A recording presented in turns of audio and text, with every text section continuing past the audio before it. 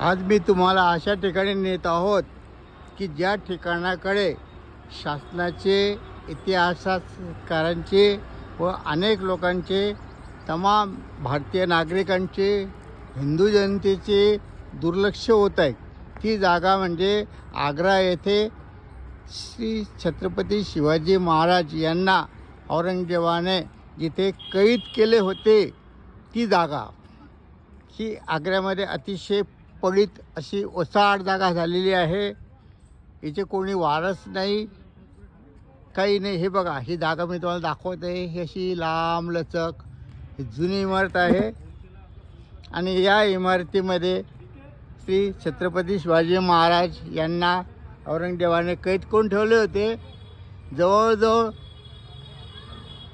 साधारणतः 100 दिवसाच्या आसपास काळ तिथे महाराज राहिले कैदेमध्ये आणि नंतर त्यांनी आग्र्याहून सुटका केली, हे सगळ्यांना माहिती आहे।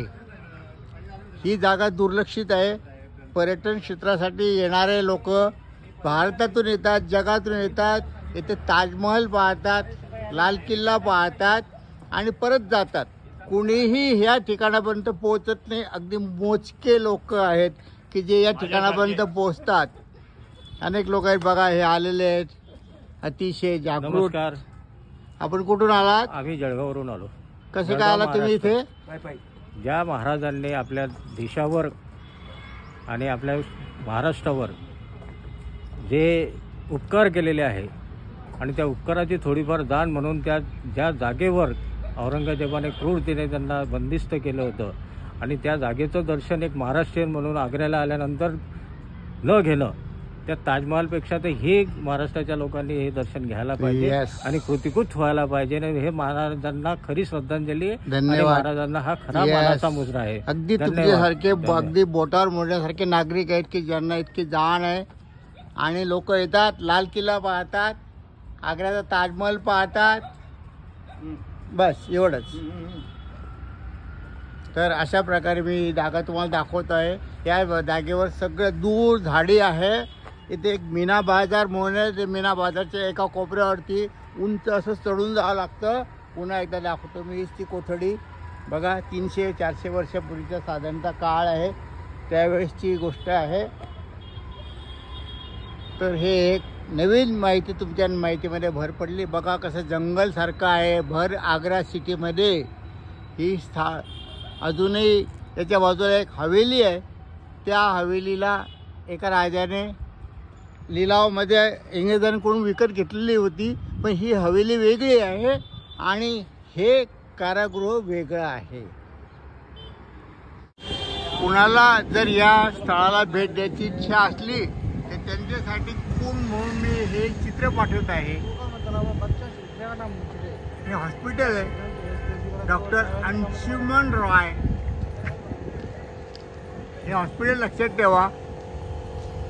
आणि असा एक रोड जातो, हा रोड, पण हा रस्ता न पकडता याच्या बाजूचा हा रस्ता पकडायचा आहे की जो वरती जातो। हा रस्ता पकडायचा आहे, असा वर जायचं आहे। मीना बाजारच्या भागातला हा उंच जाणारा रस्ता सांगायचा आहे।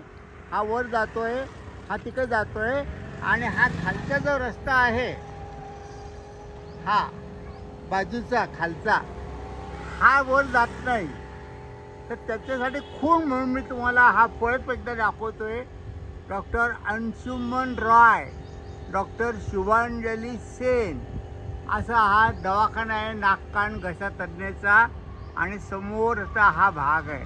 तर लक्षात ठेवा, या दवाखान्याजवळ आल्यानंतर वरती जाणारा हा रस्ता पकडायचा आहे आणि त्याच्यानंतर खाली उतरायचं आहे। हे लक्षात ठेवा। आग्रा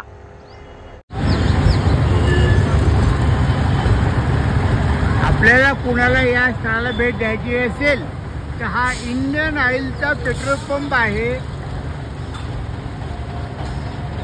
हा असा पेट्रोल पंप आहे। याच्या बाजूला हा पाठमोरा सरदार वल्लभभाई पटेल यांचा पुतळा आहे। बाजूला अग्रसेन भुवन आहे।